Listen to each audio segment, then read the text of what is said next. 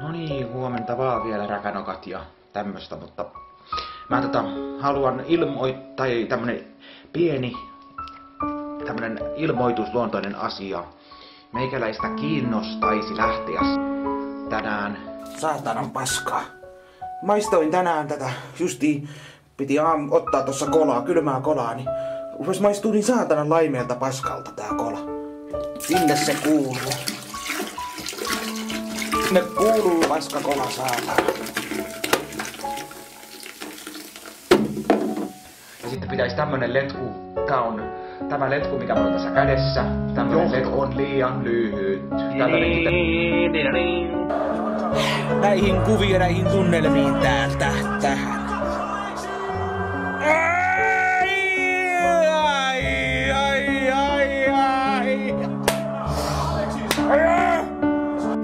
No niin, hyvä lauantai. Aamua vaan tässä, että kyllä tästä lähtee. Mikäs on vierelevä tähden tunnelmat? Onko krapula? Ei ole krapulaa, pieni yskä. Tämmöstä, että tämmönen tapaus. Kiitos nyt Tapparan matsilipusta vaan lahjoittaneille, mutta kun ei vaan oo kerta kaikkiaan varaa lähteä.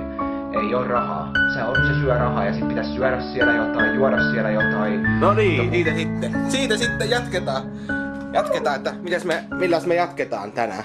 Ekkukolalla. Hyvää lauantaita vaan, eli tästä lähdetään. Tästä lähtee, niin sanotusti kyllä lähtee. Kuunnelkaa nyt sulosointua. Ai, vanhoja salkkariita ja niitä niin.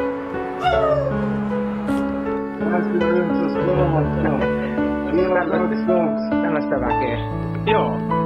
Katsotaan tästä, miten ilta jatkuu täällä. Jos joku haluaa lähteä matsiin, niin mitä mä nyt sanoisin, että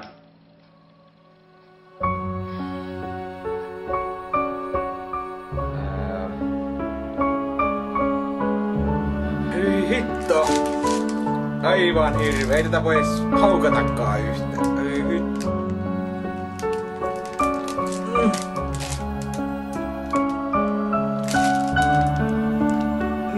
Oi. Se on siellä. kohta pääsee korkkaan tän paskahuusin. Ainakin sanotaan, että ei ihan 16 kyllä saa, mutta aika lailla löytyy Kurjun kartsuun autoilleen sinne.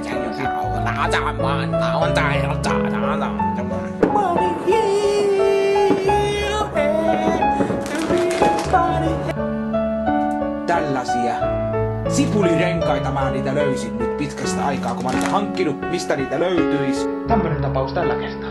Ei mulla sen kummempaa. Tämmönen oli tällä kertaa ja nyt ei päästä matsiin, että harmittaa, mutta niin, harmittaa, mutta ei harmita onneksi, niin kuin joku sanoo. Joku taas siellä kuitenkin sormet tulessa kirjoittelee tietokoneella heti kommentti, että näyttää sian ruualta. Mitä sitten? Ihmeessä. Mitä enemmän sulla on rahaa, niin silloin saat jees. Mutta jos ei sulla massia, niin saat ihan perseestä. Tämmönen tapaus. Ei muuta, voikaa hyvin. Ja tämmöstä. Ei muuta kuin tsemppiä kaikille räkänokille ja pistäkää viikonloppuna tuulemaan näihin kuviin ja tunnelmiin täältä tähän.